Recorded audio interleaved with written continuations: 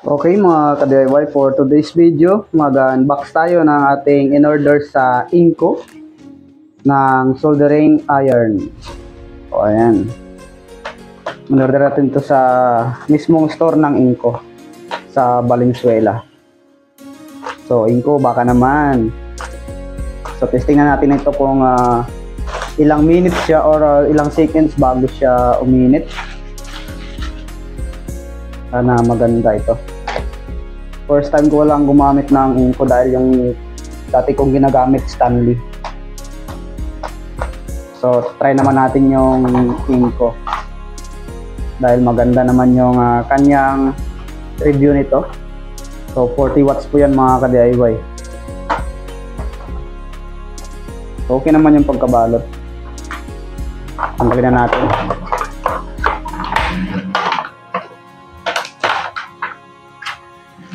So may kasama siyang stand.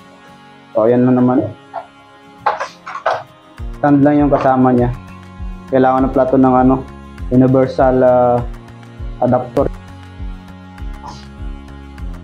So malaki yung kable niya mga ka-DIY. Hindi katulad sa ibang binibili natin na mga soldering iron. Yung maliliit lang yung mga kable. Ito malaki siya. Parang kable ng rice cooker. Sulit na sulit. Sa hawakan pa lang maganda. So, tingnan natin, sana ay maganda yung nito, yung pagkainit. So ito yung kanyang stand. Ayan, so try muna natin kung mabilis uminit. Lagyan natin siya ng adapter. Bago natin saksak, lagyan natin siya ng timer. Mabot na ng 30 seconds. 1 minute na. Yan, 1 minute and 30 seconds. Ayan, 2 minutes. 2 minutes mga ka-DIY. 2 minutes yung kanyang pag-init. Saka pwede na siyang makapaghinang. Test natin siya sa ating BMS. Maghinang tayo. So ngayon matatapos na natin ito dahil meron na.